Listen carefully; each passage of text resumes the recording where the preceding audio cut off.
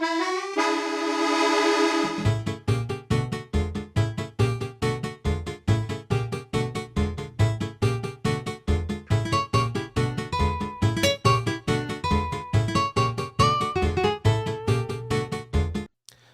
back to another video, guys.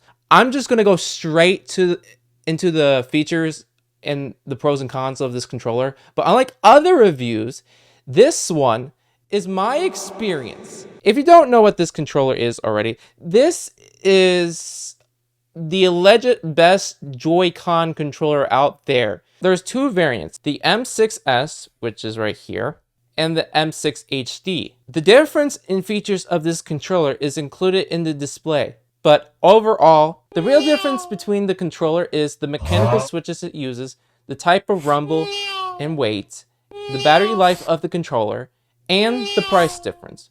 Comparing these two controllers, the buttons don't feel too different. Maybe the HD controller is a little bit firmer, but isn't noticeable. Here's a test of how they sound like. So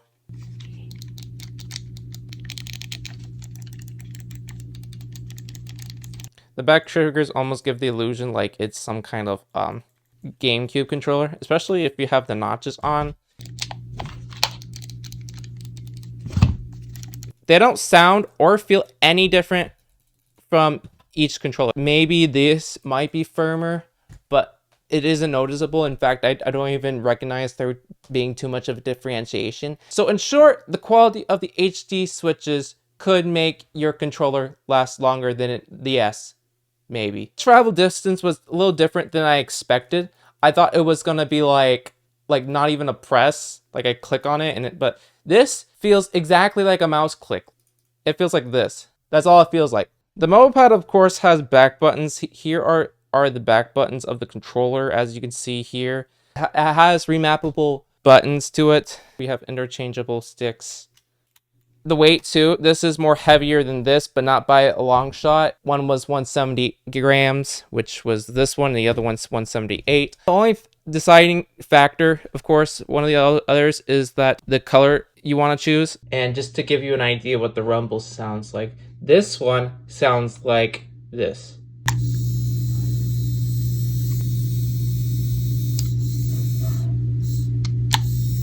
So it's like a... Whereas the other one, give me a sec, the other one sounds like this.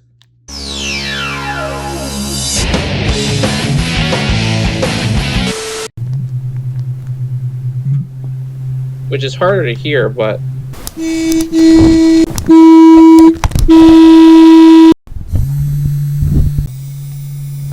Some people might actually prefer this rumble over the other one just because of how loud it is, but after a while it could probably numb your hand maybe and be just a tad bit obnoxious, but that's just the difference. The price is said to be $50 for this one and then $80 for this. This is not including the case, but you could find cheaper prices on AliExpress. But overall, this is practically double this price of the controller, and it's only available on those two websites, not on Amazon or anything else, unfortunately. But the question remains, why even pick the third-party controller, and should you get this controller? Especially when the Switch 2 is almost imminent to be released. Also, there's leaks of the Switch 2 design, and at first glance, it shows that you can't slide the older Joy-Cons anymore. In fact, it looks bigger than the original one. So why buy this? If you didn't know, recently, Nintendo sold a charging grip Joy-Con holder, and I guess it sold out. There was speculation that the old Joy-Cons could work with the new Joy-Cons just by connecting the wire plug to the Switch to sync a wireless connection. And in case you're wondering, this has a wired input, so it could sync in like this. That's just a variant of a charger grip. The other reason is for long-term use. It's got high click lifespan. It's got Hall effect sticks, so it won't drift. It's magnetic. It also gives customization options to the controller and octagonal gates, which is currently the only controller that features this for now. The only controller. And I gotta tell you, it's kind of satisfying. Knowing Nintendo, they won't do something like octagonal gated Joy-Cons, maybe Hall effect. So really the only main reason you would want to have this is for your original Switch if you want to use it at all. In general wireless play, no drifting. Maybe turbo. However, it's possible that Mobapad may make a Joy-Con in the future for the new console. But even then, when would you use this? And is it needed? Maybe. Perhaps preference based. You would probably have to wait until there's more info about the new console and if there would be a new Mobapad controller or attachment, and even if it's worth it. The reason I'm saying attachment is because there's people out there with the regular Switch and they have regular Joy-Cons that connect to a bigger screen Nintendo Switch for what, extra 2 inches. Like, it's totally possible there'll be an attachment for the attachment for the new console. But comparing this and the newer Joy-Cons with the Switch new console, I'll probably go with this, because I doubt Nintendo will go for the customizational option where I can choose to like take the octagonal gates or change the thumb caps or the D-pad. And knowing Nintendo, they won't do something like turbo or back buttons either. And it's cheaper than the actual Joy-Con. Apparently, though, Mobapad isn't the only one to feature magnetic faceplates. There was Power A, and then there was also GameSir. There's probably another one that I'm forgetting, who knows. If you're wondering if this is accurate, its inputs, it's close, but it's not 100%, maybe like 99% on point, and like that 1% germ, but it's pretty accurate. However, I do have a slight problem with this controller, but it might just be me. When I first got this controller, of course, I was expecting to have some sort of packaging smell, which is typical, but after having it on handheld mode for a while, or just using them or leaving them in the room out in the open, they started smelling like plastic or burning smoke. The other ones had a smell too, these ones, but it wasn't as strong as these ones, the black variant. Keep in mind, I got the black ones because, one, it makes the Switch look like a Steam Deck, and you get 2 different color plates. Whereas if I were to get just plain white ones, I wouldn't get the option. However, with these octagonal gates, it kind of is a little bit risky. That's the only problem I have. For one, I guess cutting yourself. I didn't get the white ones either because, one, I didn't want to have colored cap stain, but it probably wouldn't have got stained. But also, two, mainly just for the customization options. And 3, these Joy-Cons are literally Darth Vader Joy-Cons. I have never seen a Joy-Con look so drippy in my life. And also, you might not mind the dome with this either. I didn't know it was going to be like Darth Vader glow. You could see the difference here between these. It's quite big. It's like 2 Joy-Cons almost, but not really.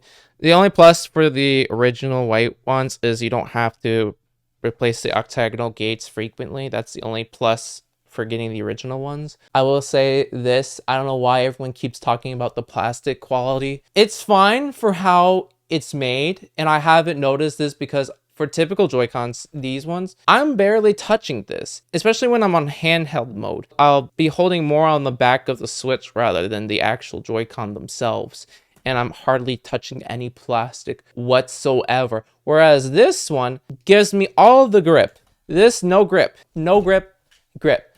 And what I've noticed, right? These Joy-Cons make me sweat more so than these and the actual Nintendo Switch Pro controller. That's the only minus I have, and only because also too, it's kind of grainy, but not so much. You can kind of tell a little bit. And two, you could also see these little ridges to have more grip, apparently. I always thought this was kind of like a flawed thing. Like, why would you want that? I mean, I don't know. But overall, I don't think the controller is bad. I will say, unlike every controller, when I'm learning how to use a GameCube, a Pro, or Joy-Cons, right, I have to get familiar with the controller or get used to. For this case, I have to get used to this. There is a little bit of delay, trigger delay. I did notice that there was a different input timing for the back buttons, but not in the way that made me think it was defective, just the way it is. I think this controller is more of a luxury than any type of advantage, especially with the notches. But I'm willing to admit 2 things. I learned 2 things from this experience. 1, each controller takes time to get used to, of course, for general holding and inputting. And 2, I'm just bad at Smash Bros. And I just need to get good other than blaming Joy-Con drift or defective buttons. It's just skill issue because everyone, or mostly everyone, is using the same standard controller. So overall, would I suggest this controller? Maybe there are some controllers like GameSir and Power A controllers that have the magnetic faceplates, but not everything either. I enjoyed this controller or having it just for the sake of Hall effect. And of course too, I can tell whenever I use Turbo 2 just by holding up this button. It has an app as well. It's not working now because it's not on or connected to anything. There is one thing I will advocate about Mobapad, but it's this particular adapter here. Mainly the one to my right hand. I forget what it is, but it has D1 in it, so it must be good. I will feature these in another video, but I wouldn't recommend getting the split pad personally, only because it might easily break on accident if you don't know what you're doing. That's just a short reason. But yeah, I give these controllers maybe a 9 out of 10. But yeah, these were the Joy-Cons. You could either wait for new Joy-Cons or not. I would only get these for the color for the old Switch, or maybe for the new one too. One other thing, I would recommend getting the Mobapad case if you get one of these things, because it is a nice bit of really nice case. You could put your cartridge in here. You could put some stuff here, just to get an idea too, if you really want to be crazy. And not recommending you guys do this. You could put 2 Joy-Cons in here, but only barely. Technically, you could put another 2 over here on the sides, but I would recommend it putting this here because it could technically cause drift. I'm not sure. Get your Joy-Cons prepared while you can, because literally you won't be able to, maybe, in the future. One other thing, I accidentally bent this, so beware whenever you get this, if you get this. So it's better to get this than any individual cap. This thing comes with caps that you could put on here. I got this. It was from Goalie Kit, and they look very similar. In fact, they feel similar. The only problem is it's its hole. This won't connect to the thing unless I do some kind of Frankenstein to it or get some stick replacement, because I can take the whole stick out, not just the cap, the whole stick, and maybe replace it. But that's only a maybe. So it's really similar to Goalie Kit, the caps, if you can't get these. It's really similar, but I wouldn't get this. Just don't get Goalie Kit for Mobapad, because they won't fit and you might break them. I'll see you guys in the next video. Hope you enjoy this view. In case you're wondering about these Joy-Cons here, these Joy-Cons have an octagonal gate that is not officially from Mobapad. And you could get these online, or you could 3D print them, and it will probably fit these. For this case, I did print these. I will say that this makes me wish I had the official white ones, because this would look really good with white ones. But yeah,